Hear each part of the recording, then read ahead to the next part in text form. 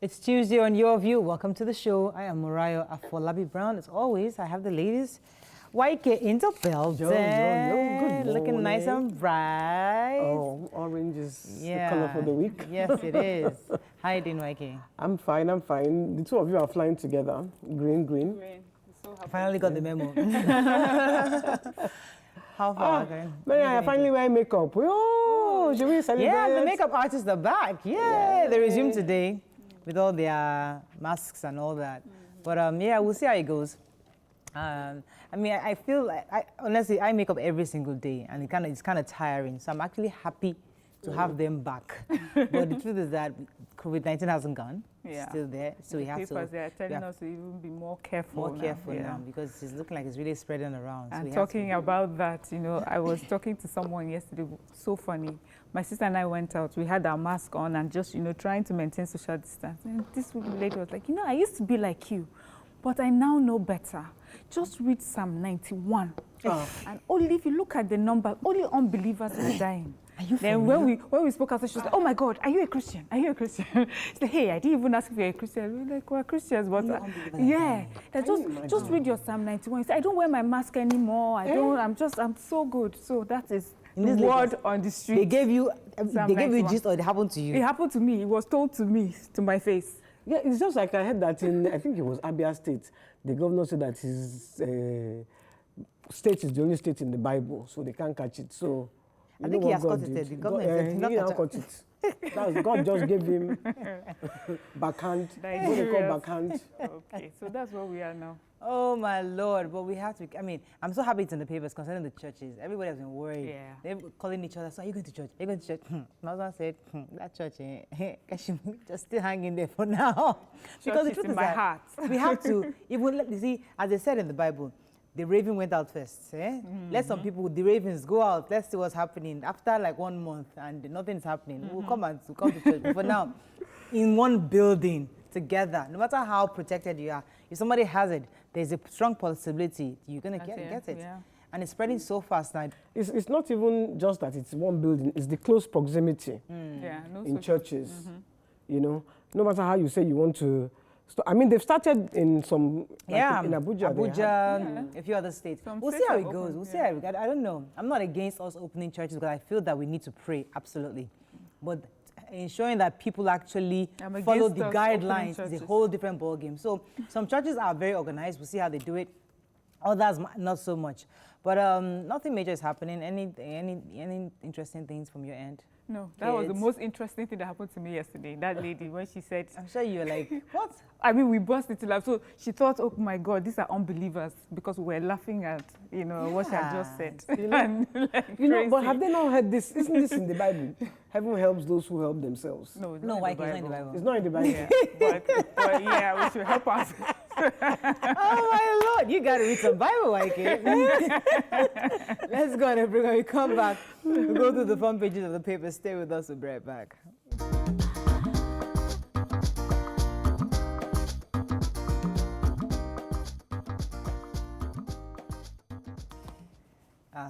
This coffee is a bad idea. It's really hot in here. Okay, let's start with the punch.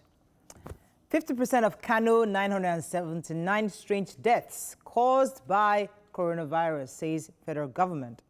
COVID-19 pandemic just beginning in Nigeria, declares PTF. Father of 3 jailed for duping American ladies. Akeredolu supporters accuse aspirant of doctoring register. Sergeant kills inspector over gate closure in Lagos. FG declares federal Friday, June 12th, Democracy Day. Taraba killings, outrage as Malami spares army mastermind, other soldiers trial. And doctors begin a nationwide strike next week. I don't even understand that. I'll just act as if I didn't read that article. And I'll wait to see what happens, because let's take a few stories in Punch.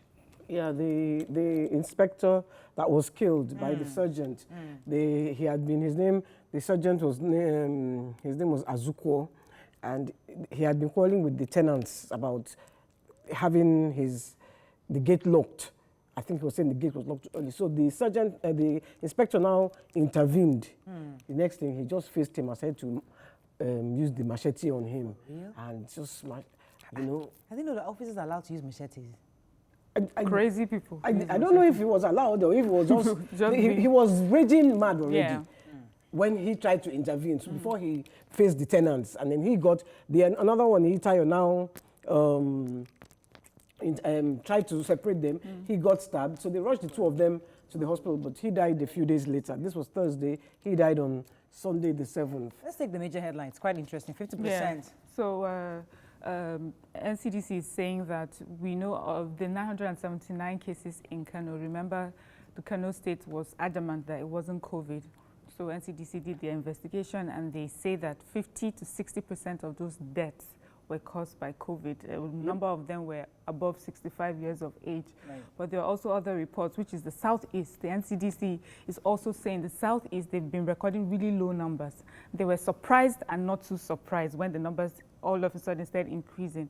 That is because the Southeast hadn't been carrying out enough tests. And so now they can see the number sort of reflecting reality. So the numbers are 76,800 nationally they've tested. 80,000. But only about 1,625 from the entire 5 states in the Southeast. And that's not good enough. Yeah. So the states must continue to test. But are you going to, is it the states to blame or the NCDC? They have to, I think they send out the kits to them, and they're supposed to test as much as they can. Okay. There was a story that actually interested me, the Taraba, Wadume, but I think it's elsewhere, because Afenifere and others were complaining. What happened was that, you know the Wadume? I read the article. Yeah. They went to court, and they only showed up, out of 20 defendants, only 7 showed up.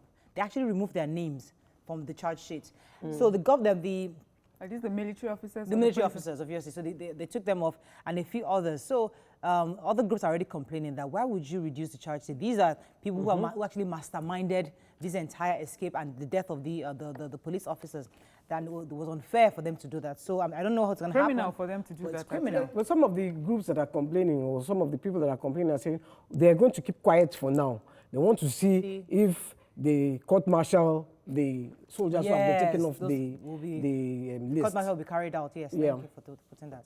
Moving on now to The Nation. Government worried about breach of rules by churches and mosques. We talked about that earlier. No neck meeting before Edo primary, says APC. Abia governor hands over to deputy. NDDC senator used 11 firms to get 3.6 billion naira jobs. An ex-US director at African Development Bank banks additional. Okay, let's take the major headline. This churches, we talked about it during the banter. Yeah, so the federal government is not too happy with the places of worship that decided to reopen. They had given them guidelines to follow, but they said, well, not only, there were so many of them in churches, so the numbers that they had given, like the 2015 in the space, they had so many people filing into church. Some didn't have their mask on, no social distancing. Yes, they wrote down their names on the register, but everything else, they said, okay, some churches had water for you to wash your hands, but the moment they got into the churches, it was back to normal. In fact, we're supposed to make it a hot of this week. Imagine you haven't seen someone in a while, and then you are in church. And then another thing, the sad thing was also children. They said the children were not allowed, the guideline was children should not be allowed to go to worship centers, but many children were allowed into churches during this time. So not only do we expose ourselves, we expose our children. I don't think any Southwest state has opened yet. I know that they fear for Southwest. They're still talking about. They are thinking about the fear of Koro is the beginning of wisdom. They don't kaja anymore in this area. Trust me. Moving on to Daily Sun. Edo. Major crisis hits APC Guba primary. IGP unveils measures to curb rape, domestic violence, and others. Students Youth Council, actually, CSOs march in Ibadan against rape and gender-based violence. Appointments, deployments in NNPC lopsided against South, says Pandek. And COVID-19, Abia governor 6 NDDC staff isolated after testing positive. Okay, let's start with, I was really intrigued by all the people who actually protested against violence against women. I mean, you could see many various states in Ogun State, in Oyo State, a few other states, and even and also the IGP also unveiled measures to curb. Waike, do you have that story you wanted to take place? No, he actually released some guidelines, which I'm really happy about. So according to him, they're going to strengthen the gender-based desks in each of the police stations across the country. So when people come there, they know exactly what to do. I would like to see those guidelines so that when somebody goes to the police station, you know exactly what's expected of you. So it would be great for them to release it to the public. I hope they did. I'm not sure. I don't have it here. But I'm happy that the IGP is taking this very seriously and is ensuring that his colleagues are strengthened and they have all the support they need from his office. Serious. Yes, please, they should train the police officer. I can't forget that little girl that we had here. Yeah, we talked that about had been raped. Really, really, really painful. Yeah, so also the police need to be trained. Please don't ask people, what were you wearing? You, Seth, are you the first person? You know, those sort of questions, please. Okay, moving on to no other story. Let's move on to Vanguard. Edo confusion, drama trail, legal tussle for APC ticket. FG's blackmail against IPOB backfired, says Ohaneze. FG docs Wadume, 6 others on amended 13-count charge. I think it was 17 count before. There was now amended to 13. Former Lagos CP Abubakar Sav died at 82. Democracy Day, FG declares June 12 public holiday. And COVID-19 states Nigerian not cooperating in testing. FG raises alarm. Okay, which story? Nobody took the Oshimole and Obaseki story. Vanguard says drama reigned supreme yesterday in Edo as Governor Godwin Obaseki and Comrade Adams Oshimole. Both of them. Actually, what happened was they're fighting for direct and indirect primaries. Obaseki wants indirect primaries and Oshimole wants direct. But when they came out, they didn't allow journalists into the court. And when they came out, both parties had different stories. Obaseki said that they can't conduct the election. And Oshimole says they said they should come back on Friday. They went to the court registrar. The court registrar said, come back on Thursday. Go and meet the clerk. The clerk said, go and meet the registrar. But bottom line, we'll get the ruling on Thursday, according to what I read. So hopefully we'll know what happened and what method they plan to use for the elections. And then they released news on Obaseki that he only had 3 credits instead of 5. Beg, leave that matter. The man that has have you seen Obaseki? In fact, the way he speaks, last song. Well, that's the success. That's actually a success story because he went on to do lots of amazing things in the financial sector. No, when you release stories like that, and this was your guy before, did you not know? You know, integrity is at play here. Let's move on very quickly to the Nigerian Tribune. Before I get into trouble. That's why I'm trying to move on quickly. Schools reopening. FG meets WAEC, NECO, NAPTEP. Buhari delays gazetting of executive order 10 granting autonomy to state legislature and judiciary. Nigeria's economy to contract by 3.2% as global economy shrinks by 5.2%, says World Bank. Abubakar Sav dies and buried. Court refuses move to seek final forfeiture of Saraki's Lagos properties. NLC disagrees over PPPRA over fueling pricing. Infectious disease still suffers setback.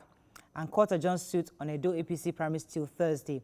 Okay, which story are we taking? So I've got Buhari delays gazetting of Executive Order 10. So the executive order, which was to grant autonomy to the state legislature and judiciary. So basically, is that when money comes straight, it will go to the state legislature and the judiciary instead of through the governors. But they said they have pressured our president, the head of NGF, Governor Fayemi of Ekiti State, and also the Minister for Finance was in that meeting. And at the end of the meeting, they have sort of put a hold on gazetting. That is... I read that story very well, because let me tell you what I read in that story. What happened was that the governors did say they support this autonomy. Yes. But what they're saying is they have issue with the constitutionality of modalities within the executive order. And that's what the president asked them to go and talk to the AGF about. In the meantime, he will put a stay on it. So, but the headline made it look as if, they have, twisted our president to stay back. That's what they said they have pressured him. So the constitutionality, I don't know if he did not see it before until they made it known to him. But whatever they did, they have pressured him to stay back until they meet with the AGF. And then we'll hear what happens next. Let's pick another story. Let's find out. Oh, schools reopening. Hey, Federal government package says, read my lips. Simple. No opening way. schools. Yes, no way, because they have reports from Israel and another country that reopened, and then children started getting infected. Yes. So all they're doing right now is having meetings to see how those who are having the exit classes, that's the SS3 and I think GSS3, how they can do the exams so that at least they can move on to the next class. But they are not reopening. So all that pressure that you pressure them to open churches and mosques. Don't bring that pressure. And they have tested you with churches and mosques and you failed. And you failed already. Them with schools. All the pressure from all over. We have to move on, unfortunately. It's Tuesday. I wanted to take a story in Daily Trust. What has that got to do with it if it's Tuesday? Sorry? No, don't worry. We have to move on now. Unfortunately, that's all we can take. There was a story that got me in this, but we've run out of time. Okay, we have to move on. I don't know, because I heard on the radio this morning about the Kilishi breakthrough. Is this in any of the papers? After 33 years, are you telling us that Kilishi is what you have been able to do? These are lawmakers. If you watch them, you just start laughing. I died laughing. What? If you have no idea what we're talking about, just go online. Just Google Kilishi. It's a story will come up. Kilishi is trending. It's trending right now. Let's go on a break. We'll be right back.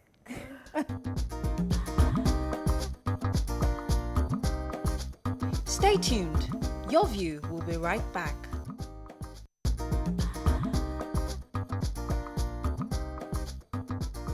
Welcome back to Your View. Thanks for staying with us. So with different infectious diseases roaming around the world, the Global Vaccine Summit, which everybody's talking about right now, was held June 4th, 2020. They raised over $7.4 billion to replenish Gavi, the vaccine alliance, which will protect millions of children against infectious diseases, including Nigeria. To get more information on this, we have with us joining us is the British High Commissioner to Nigeria, Katrina Lang. Good morning, madam. Are you there? I'm here. It's a great pleasure to join you this morning. Good to have you. So, the summit everybody's talking about took place and a lot of money was raised. Could you give us a summary of what was achieved at that summit? Yes, thank you for having me on. So this was hosted virtually by our Prime Minister, Boris Johnson, and it took place on the 4th of June. We had 35 heads of state there and 52 countries represented. And you mentioned that our target was to raise $7.4 billion, but we are delighted because we exceeded that target and raised $8.5 billion. And that means that an additional 300 million children will be immunized each year as a result of this summit.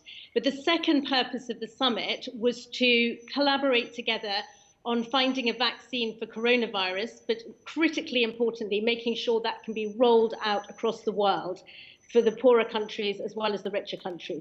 So a great success. Right. So okay. So is there any indication that the vaccines that are being worked on will be rolled out anytime soon? From the meeting, did you get that, or is this something that's still a long time coming? Well, as I think you probably know, there are scientists collaborating around the world on developing a vaccine. And we have two centres in the UK, one at Oxford, one at Imperial College London, who are working absolutely intensively. And what's interesting about the collaboration against coronavirus, normally you do a fairly slow process where you do trials and then only then do you move into production of the vaccines. What scientists are doing and have agreed to do with coronavirus, given the urgency, is to start the production line in parallel with the trials. So if all goes well, we may have something sort of tested by around September time, if all goes well. But of course, it will still take a lot of time to roll that out globally. And that's where the Gavi Summit really comes in, because that's the commitment to ensure that this won't be just a vaccine for those who can pay. It will be affordable and we'll have the systems to roll it out, hopefully. So the vaccine, you see, in the past, many Africans wait for this global alliance to get vaccines for these kind of diseases. But today, Africa has somewhat come of age where we seem to find solutions within. Is the summit considering the fact that Africa might have its own vaccine? And if it does, would we be allowed to use it and not have to depend on the global agreements to use this HPV vaccine? Well, I think, well, first, before I meant to go back to coronavirus, I think I just want to emphasize that, the main role of the Global Vaccine Alliance has been to prevent diseases in millions and millions of children around the year. It is because we now vaccinate children against polio, against measles, meningitis, yellow fever, diphtheria, and so on. The millions and millions of lives are saved, and Nigeria has benefited from this. And in fact, Nigeria has the biggest cohort each year of children under 11 months, 8.4 million of them, who need to be vaccinated. And it's a collaboration between the government of Nigeria, the WHO, and Gavi that allows that to happen. And that is continuing. And one of the worries we had about the plans to lock down around coronavirus was that those vaccination programs would stop. So there's a real commitment now to make sure they don't. In terms of a vaccine against coronavirus, I think there's no special favors here, privileges. Anybody who's able to develop a vaccine, wherever it comes from in the world, and if Nigerian scientists are able to work on this, I think the world will be very grateful. So this is all about collaboration, bringing the best brains together. And I think coronavirus, despite its huge challenges and the tragedy of many deaths, there are some good things that have come out of it, particularly around the importance of science and scientific collaboration. Many Nigerians and many Africans have this distrust about vaccines. And there was this trial a few years ago by a pharmaceutical company that vaccinated children, a trial vaccination with children with meningitis. And a lot of children died, a lot of them were disabled.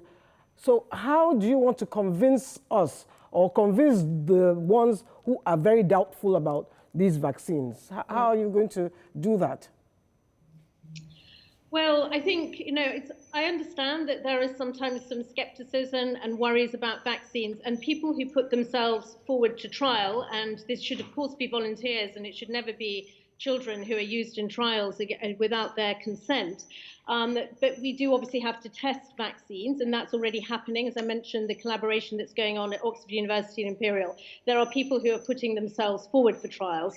And of course, you have two groups, and they don't know whether they've received the vaccine or if they're the control group who don't receive the vaccine. So what I would say is that look at the evidence in terms of vaccination. As I mentioned earlier, sorry, I've just had a power cut, hope you can still see me. There are millions and millions of children who are alive today, who are now adults as a result of the really successful vaccination programs that have gone on across the world. And it's children who don't receive vaccination, sadly, are the ones who die. And the testing is obviously a critical part of ensuring safety of those vaccines. But anyone who's in a trial, it should be with very clear, informed consent. So I completely understand if people have been skeptical around some of malpractice. That should not have happened. Yeah, so going back to the amount that was raised, that is a huge amount. But as a Nigerian, I'm thinking, what does that mean for Nigerians right now? What do we expect to benefit from this billions of dollars raised?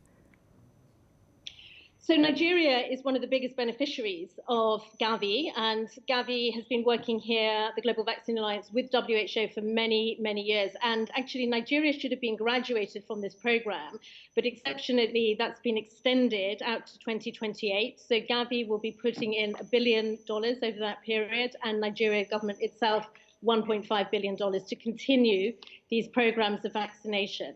In terms of looking ahead to a vaccine, as we know, the coronavirus will not be tackled until the world has tackled it. That means everyone has to be vaccinated ultimately. So Nigeria will be no different. I think what was really good about this Gavi summit was that commitment that all the heads of state made, all the partners made, and it included partners from the private sector and civil society, that a vaccine must be available to everyone. So Nigeria will obviously also benefit from that. Right, so we're hearing rumors about the fact that part of the global leaders' consideration is the fact that you can't come into their country without some documentation to show that you've been vaccinated against COVID-19. And it's going to be some sort of a ticket to get into airlines, to travel to any country. Is that correct, or is it just a rumor? So are you talking about in the UK or here in Nigeria? Well, in the UK, or other countries, was that discussed at the summit, where if you don't have that vaccine, you can't be allowed to get into their country? No, that was not discussed because obviously the vaccine is not available yet. Yeah. What I understand some countries are demanding, including Nigeria, as I understand, is that when you come in, you need to have shown that you have either tested negative or have a test done when you arrive here and when you receive the results, and then in the meantime be in quarantine. So that seems to me one of practical measures to try and ensure that we contain the spread of the virus.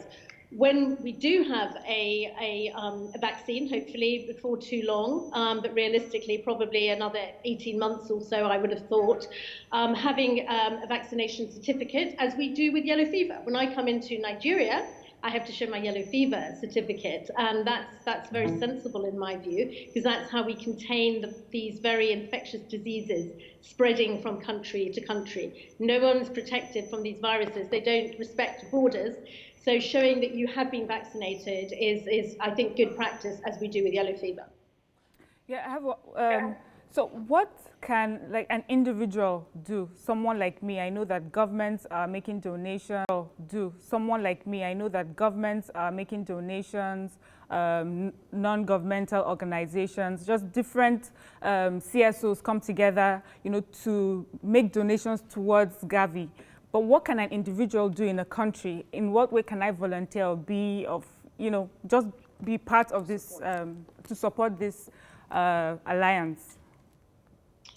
Sorry, another power cut. Well, I think as individuals, the first and most important thing we each need to do is to respect the public health guidelines and to show leadership on that, and to encourage and support others to do it, to respect 2-meter distancing, to wear masks in public, to showcase washing of hands and use of sanitation. All the evidence suggests that these basic public health measures are the most effective ways of containing a virus. And particularly now that things are loosening up in most countries, the very severe lockdowns can't last forever, because there are very, very severe impacts on people's livelihoods. Right. So in order for us to continue to work together, we need to respect those public health guidelines. So that's the most important thing for an individual. Thank you so much for sharing your thoughts with us this morning. Appreciate you being here. It's been a real pleasure. I hope to be on again. Thank you for having me. We've been speaking with the British High Commissioner to Nigeria, Katrina Liang. Let's go on a break. We'll be right back.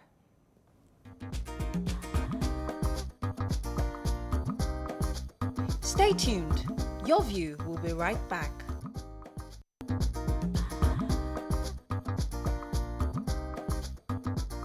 Welcome back to Your View.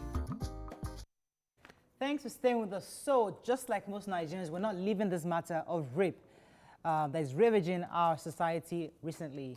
We have some set of women today who have experienced rape, and they're willing to share their stories with us. It's important we continue to talk about this because I'm happy that so far the IGP has sent guidelines to all the various stations. I'm happy that many people are protesting, many governors are talking and listening to us. So it's important we continue the conversation, and we'll continue it to the point where we feel that we've been heard and those who can do something are doing something about it. So if you hear us talking about rape continuously, understand that there's a reason. So our first guest today is Debola Salako-Kupoloyi, author of the story of sexual molestation endured by 6 women. We also have Bukky Ogunwale, we have Debby, Amole, and Ruth, Shonaya, and another lady who wants to remain anonymous. These ladies will be sharing with us their individual stories. Watch this.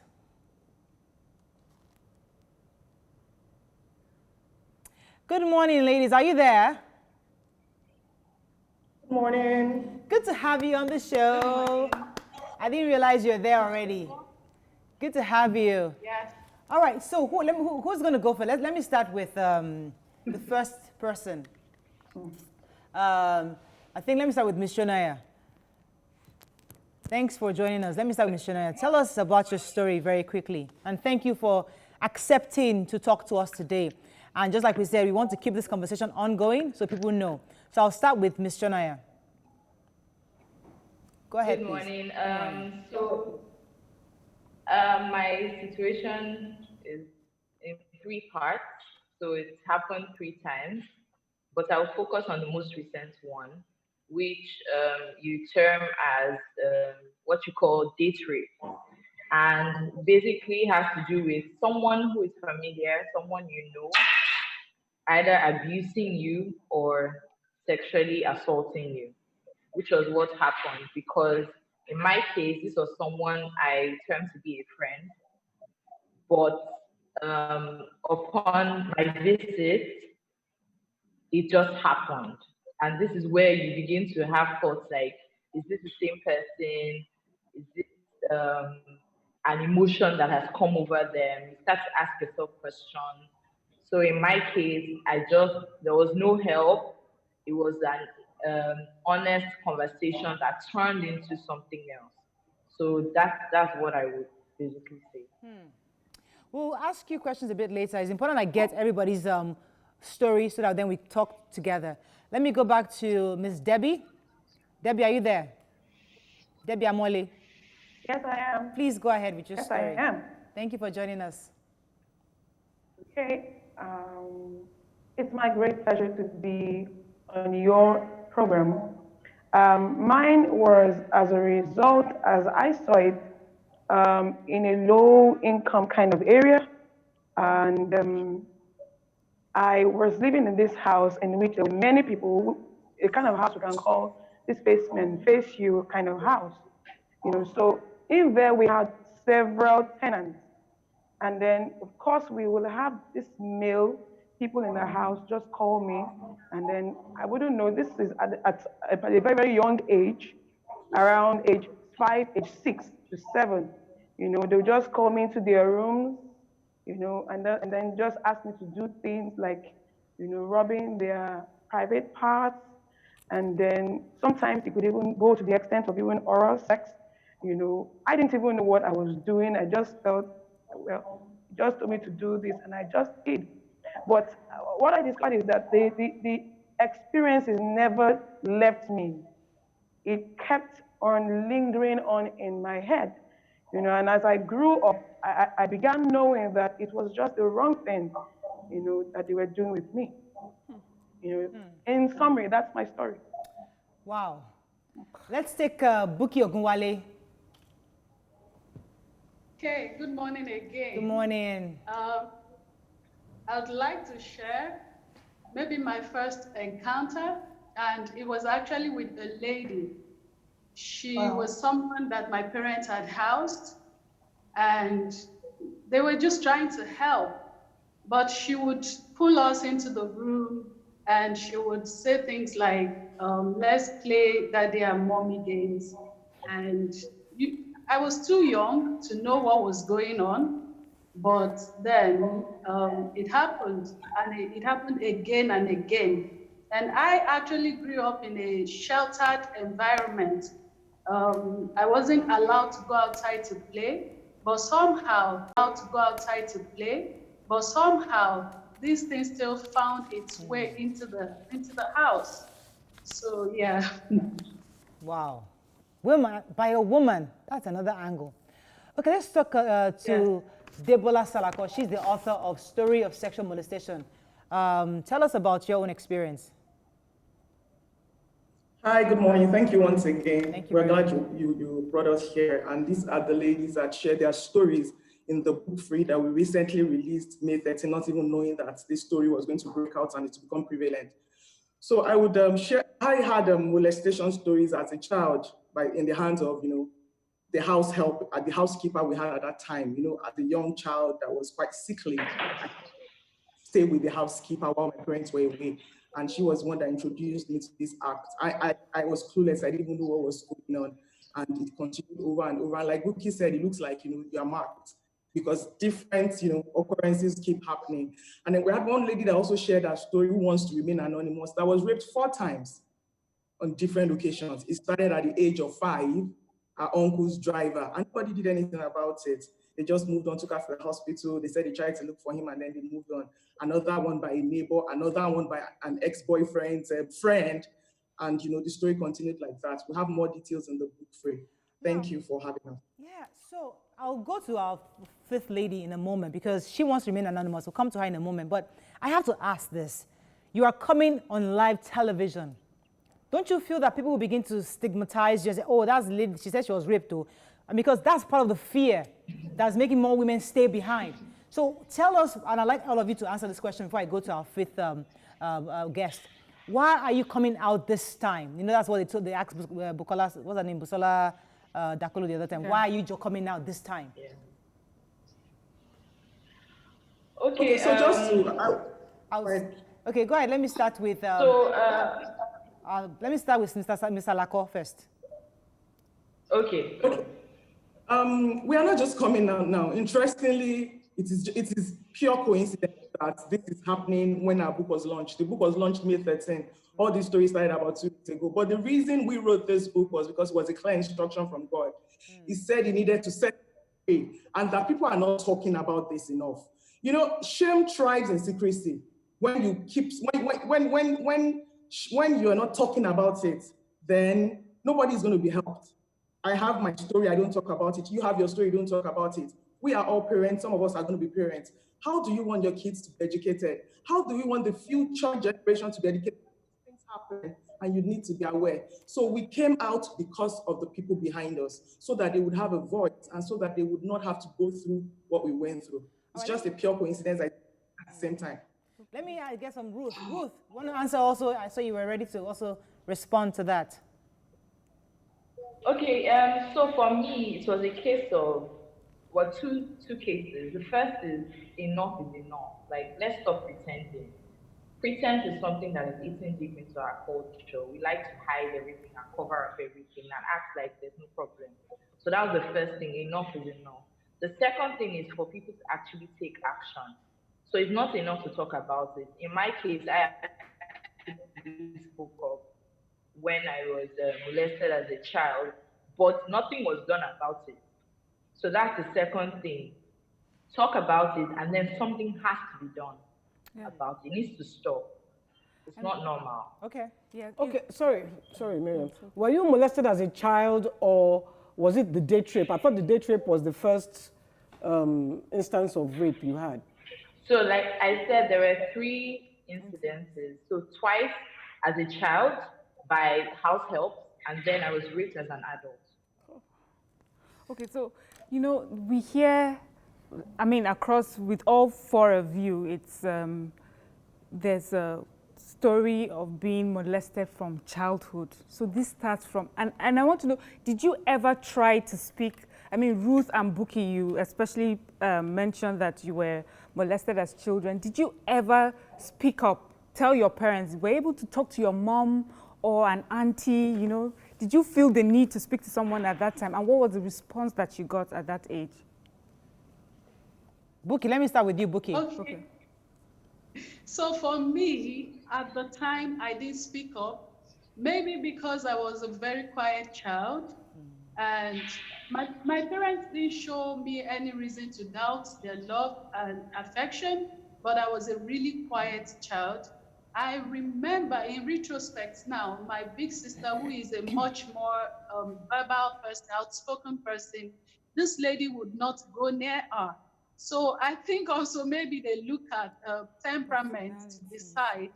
But I started to, the first time I would mention it to my mom was just maybe 2 years ago. That was when we had the first conversation about it, and we have had subsequent conversations and, you know, reconciliations on the matter.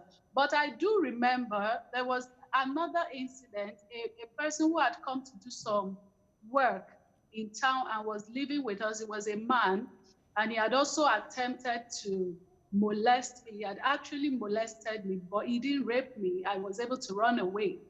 But I didn't tell them either.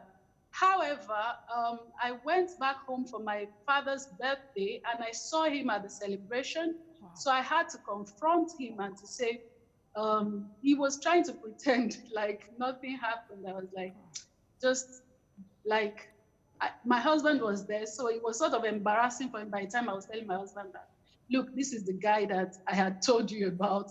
And he just sort of went away. But after that, I had to tell my mom that, look, this guy did this, and you guys should not let him near you or near any of the other children in the house anymore. Wow. So no, I didn't tell them at the time, but over the years, we have had to talk about it. Debbie, I have to go on a break because I'd like to hear your own story. Have you had the opportunity to confront this person? I'll take that after this break. Stay with us. We'll be right back.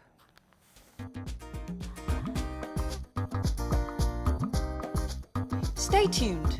Your View will be right back.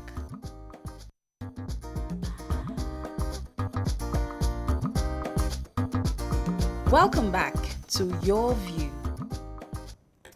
Thanks for staying with us. So I was going to ask Debbie a question. I think was you going to ask Debbie a question concerning if she's been able to confront the person. Debbie, you want to take that? Okay. Well, at some point when I was very young, I didn't have the effrontery to confront them because at that age, I didn't know that it was wise for me to even tell anybody about it. And of course, the perpetrators usually threaten me, like, if you talk about this, something, we're going to do something against you or something. So this fear was there. But as I grew up at about age 9 to 10, at that time I was in GS1, I think I had another person, another house like that we were living in. So this person confronted, in fact, it was my lesson teacher, but it was living in the same house in which we were living. So he began making some funny moves, of which I just, at that time I was wiser, so I knew something was wrong at that point. So I just quickly excused myself, like I wanted to ease myself. So I went out, and immediately I didn't come back, and he just knew that something was wrong. So at that moment, I was bold enough to even tell my parents that this and this was happening. I felt so relieved, and that never happened again. And that was just the end. Yeah. All right, I'm going to put the four of you on hold for a moment because I'm going to take our anonymous guest. Her story is quite profound, and I'd like us to take a few minutes to listen to her. Good morning, madam. Are you there? Yeah, good morning. I'm here. Good morning. Please, I'd like you to share your story. Good morning. Yes, you're live. Go ahead, please. Okay. Good morning, and thank you for having me today. My own story didn't just start from me. It started from my mother, and my mother had me due to rape. She was raped by her cousins. A cousin that she was actually staying with them at the time, and so took advantage of her, raped her. Ooh, I think we lost that caller. Can you try to get in touch with her again? Maybe we just do a voice call instead. Do you have a question for any other ladies? Yes, a lot of times when we talk about this and we talk about punishment that should be given for rape, a lot of people say, oh, it's too severe, but we never talk about the victim. I mean, for some of you, it had happened from when you're a child and you can remember exactly how it happened, who did it. How do you feel? What sort of punishment or what sort of, how would you say you can gain, would it be like you get closure or you get justice for what was done to you? What would you say would be enough? Let's start with Bukky. What sort of justice would be enough to give you closure on this? Bukky there. Okay, while we're waiting for Bukky, let me take the first person. Ruth, are you there? Did you get that question? Yes, I am. Okay, we'll take that question before we go back to our anonymous guest. Go ahead, Ruth. Okay, so for me, justice for this to end. And I'm not only talking about me. It hurts me even more when I see someone around me or someone I've heard of, or like in this case, the cases we've heard recently, and then you find out that you talk about it 2 weeks, a month, and then nothing happens, and then that's just the end. So justice for me is when this ends, this act ends.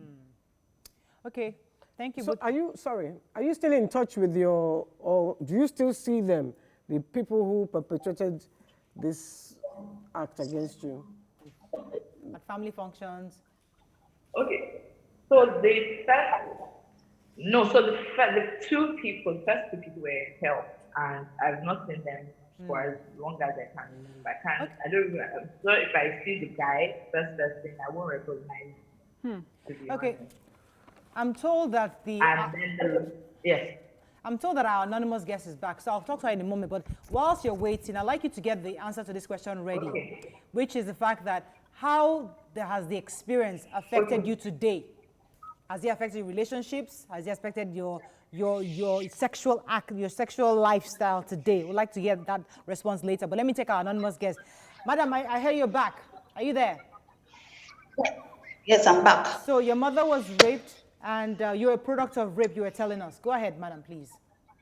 Yes, and so the sole person involved pleaded with her, told her, okay, that they will talk to his parents to see if the kind of relationship they had was a marriageable one and all sorts.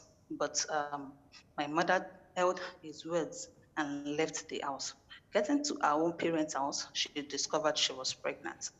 And while they were asking, she could not say anything. She didn't say anything. Even till she had me, she didn't say anything. While she was secretly trying to reach out to the cousin that, oh, this thing that you've done the other day, this is the result. And so it was a whole experience for her because she suffered rejection at home, among friends. She was actually in secondary school at the time, and I was told she was heavily pregnant while she was writing a WAEC. And so the experience for her wasn't funny. And even till now, she still has it, she's still carrying it because that led to her having cancer because I didn't take her breast milk and she didn't know what to do. She didn't know she was supposed to. Is it that you were changing the pictures? Go ahead. She didn't know she was supposed to extract milk. And so she was just handling things on her own because nobody would attend to her. So and did your mother remarry? Because of time, I would have to crunch the story a bit. So did your mother remarry? No. What exactly happened? How was her experience like? She tried to remarry. She had 2 kids for the said man, but the man later left her and married somebody else, someone that doesn't have any child out of wedlock and all sorts. And during all this period, I was being blamed for it. And I also had my rape experience at the age of 13. And I can tell you, till now, I even went to the police station. I did a whole lot of things, even though the case was dismissed, saying it was my dressing that prompted it. Till now, nobody in the family asked me how I felt, what happened, how did I get to that stage? Because they already tagged me as the woman in my mother's life. It's not So a very good in your family, you are experience. the omen. They blamed you for everything that happened in their family. You also got raped, and then the uncle that raped you, do you still see him? I mean, the cousin. The cousin that raped my mother is is one of our lawmakers in Nigeria, which is why I remain. Don't mention his name. I'm not. And even though I don't see him, I hear his name everywhere. For real. What about yes. the person that raped you? Do you see him? I even don't know them because mine was so unfortunate that I just went to my friend's house to collect school notes because I wasn't feeling fine at the time. I couldn't go to school. I was in SS1. And getting to their house, they were not there. Their younger brother took me to where they were, which was where the event took place. And while I was there, these boys just marched into the room and just started beating us. There were 6 in numbers, but I was the first one that was able to run out of the place naked. And the neighbors around the house gave me clothes to wear. Then I rushed to the police station. I mean, this story is so heartbreaking. I just wanted to find out, have you reconciled with your mom? Do you have a close relationship? No. I'm the only female she has, and so we're kind of close. But when you're trying everything to have good relationship with somebody and you still see that that gap is still there. But I'm just keep trying. Now I'm married with 2 kids, so I use my children more to get to her. So do you feel your mother has forgiven you for that? I mean, that resentment she has towards you, has it eased out at least now, or she still has that resentment towards you? It is still there. It's still there. It's just that, you know, I feel with time it will go, but it's still there. Even because as it stands now, if I go to her and say, oh, Mom, I'm having 1 or 2 issues in my marital life, can you please advise me? She will say, oh, you know, I never got married, so why are you asking me? So I can't go to her for things like that. She's not available. She's only available for me, for my kids. And that's all.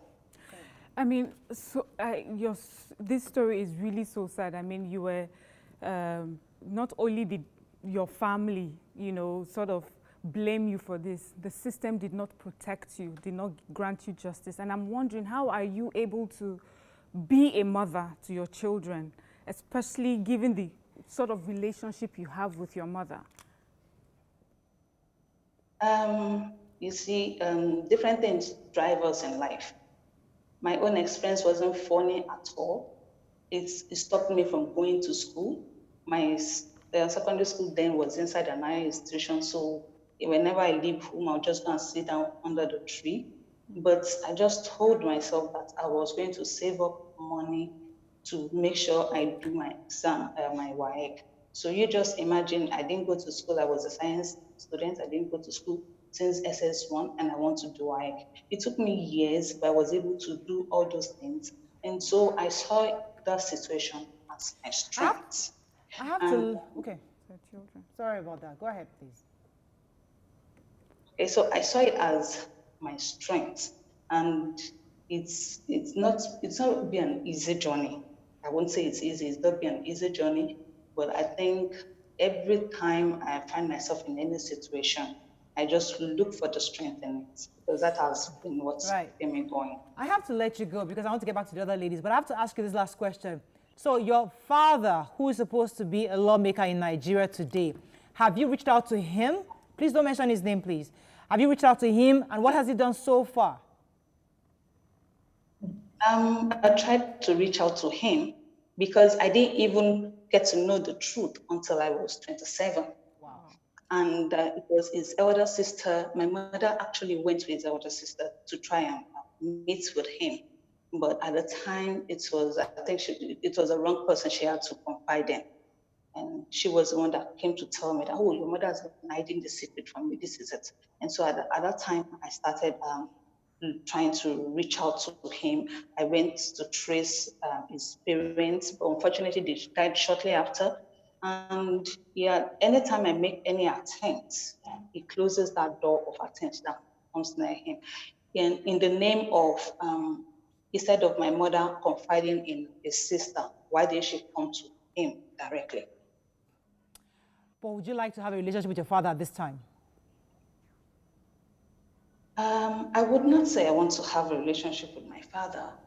I would say I would want my father to let my mother heal and have a relationship with my children. Would you like him to be punished? I don't believe in in punishments like that. I've already handed him over to God. I still pray for him every day. So, but I just wish, because it's so sad. My children, actually, my son is a very inquisitive one. He asked me, "Oh, mommy, we know daddy's mother. We know this, we know that. What about your own father?" And I don't know why, but he kept asking that question. This is really a painful pill to ingest this morning, but I thank you for sharing your story. I only hope that if your father is listening, maybe he'll find some way to reconcile with you. Thank you very much, madam, for joining us this morning. I'd like to go back to our guests while we're taking what our guests told us. So we've heard her own story. I'd like to hear your own story. I'd like to start with Debola Salako on this. how has your experience affected your life today, your marriage, your relationships, anything you've that today? How has it affected it? Tell us about that. Sorry, I'm still trying to take in all what she said. Yeah, I'm so sorry. For me, the first thing is that it made me so shy because it started as I was a child, and that's one of the things parents need to look out for. When you see an extremely shy child, you need to talk to the child. I was always cowering. I never thought I was good enough. And then, growing up as an adult, I distrusted people. Everybody was guilty until proven innocent for me, because I just was wary of, anybody that came around me, there must be something else you have in mind. But thankfully, I had a wonderful husband that understands. I told this story to, who even encouraged me to write this book free. So over time, the fact that I've been able to use my story to help others, I've been able to let go. And now it's more of, God, I'm glad this happened. I can use this as a tool to help as many people as possible. Fantastic. Thank you. Our next person, would you like to take that? Bukky. Bukky, go ahead, please, Bukky. Is Bukky there? I think we lost Bukky. Let's go to Debby. Debby, so how has this affected you today, marriage-wise, relationship-wise? We lost Debby too. Okay. As I grew up, I began feeling so sorry about myself, thinking that I blamed myself for it. Well, as I grew up and I started, thinking about it, in fact, I blamed everybody. I blamed my parents. I felt they should have helped me. Anyway, in my mind, I couldn't confront them to blame me anyway. So I was feeling not good enough. I was actually in search of being loved. I was trying to please almost everybody. But sort of the more I tried, the more it failed. And then I also discovered that I found it difficult to trust people as well. But as well, I began healing as a result of talking about it as well, to trusted people, talking to counselors. It actually helped my healing a lot. And meeting my husband is actually a miracle for me too, because it actually showed me how love is. I actually told him everything at the beginning. So it was like, are you serious? You went through this at that young age. I mean, you have gone through a lot. Really, really sad. Unfortunately, we've run out of time, but I really have to thank you ladies for joining us this morning. We're going to continue the conversation. We might have to bring you back at some point because the idea is to keep talking about it. I'd like to thank Debola Salako-Kupoloyi, the author of Story of Sexual Molestation. Thank you so much for joining us. I'd like to thank Bukky Ogunwale. Thank you for joining us. Debby, Amole, Ruth, Shonaya, thank you very much for sharing your stories with us this morning. And our anonymous guest, thank you so much again. I have to let you all five go at this moment because I'd like to speak with the psychotherapist very quickly on this. Good morning, madam. Are you there? I think we have the psychotherapist and counselor, Ehiz. Dr. Ehiz. Okay, I think we lost that call. I was really, the reason why I want to talk to a psychotherapist is because many of them have similar responses, the shyness, the fact that they had difficulties in relationship, but somehow they found ways to heal, But that other anonymous lady, obviously, she has a lot of healing to do. And I don't even know how the psychotherapist can help her in any way to get some kind of closure. And is it necessary for her to reconcile or get her father punished? I mean, those are questions that are in my head. But which is what I found very interesting, is that all of them just did not seem to want to go the route of, a stiff punishment. They just want it to end. They want the person to move on. And, our anonymous caller actually wants a relationship with the person. Because for me, I'm thinking, yes, it's my father. With the person that raped her mother, not the person that raped her. Yes, that's what I mean. Sorry. Person that raped her. I mean, that's your father on the one hand, but... Yes. But she wants her father for healing for her mother. Yes, for her mother. Not so much for herself, because her mother is still hurt this time. I think our therapist is on. Good morning. I think we have Dr. Ehiz Odige Okpatako. Good morning. Hello. Oh, we're still having connection issues. We might have to bring her tomorrow because we're running out of time at this time. YK, I mean, these are kind of stories that touch the heart. Especially the fact that many of them said it started from childhood. And I was hoping that our psychotherapist would tell us what are those things we begin to look at. Because I have a child who might be shy. That's her natural tendency to be a shy person. How do you then differentiate when something has happened to her and when she's just been herself? So those are little things we need to look out for. I think it's just sad, you know, because I was very protective of my daughter, and I just thank God. Because you don't know. Yeah. The perpetrators, you don't know where they are coming from. Exactly. You don't know where they are going to. So I really don't have too much to say. Yeah. You know, the thing is, maybe now when we hear these stories, we'll stop asking those questions. Where were you? Because some of them were in their homes. What were you wearing? They were so young. Like, what could they have been wearing that could have attracted anybody? So we now understand that it's not the victim's fault. So when people hear these stories and hear that these people have become adults and it's still affecting them, maybe then we'll ask different kinds of questions and look for different ways to protect victims and call out people who do this evil act. I think you need to really look at it like this. People that ask these questions, where were you? Are you sure they are not rapists? That's another angle. Because when you ask that kind of question, or how were you dressed, that means you have some score in your brain. For you to even ask that question. Right. So when they ask that question, start looking at them. So you are one of them. Then they will stop asking that kind of stupid question. I think we can end. Okay, did you notice, I think it was Bukky that said she met one of the person that assaulted her in a gathering and talked to family. I'm like, my family knows. Why is he not in jail? Why is it not a court case? Why is it, okay, don't come near us again? And that's it. We have to wrap up on this, but obviously they never heal. It takes almost a lifetime to heal. And we'll continue the conversation. We're not going to drop it anytime soon. So if you're tired of hearing about rape, so sorry about that. We have to keep this on the front burner because a lot of Nigerian women have been through this. And it's important we give them an opportunity to share their stories so that our children and others don't go through that experience. Have a fabulous day. We'll see you tomorrow. Bye for now.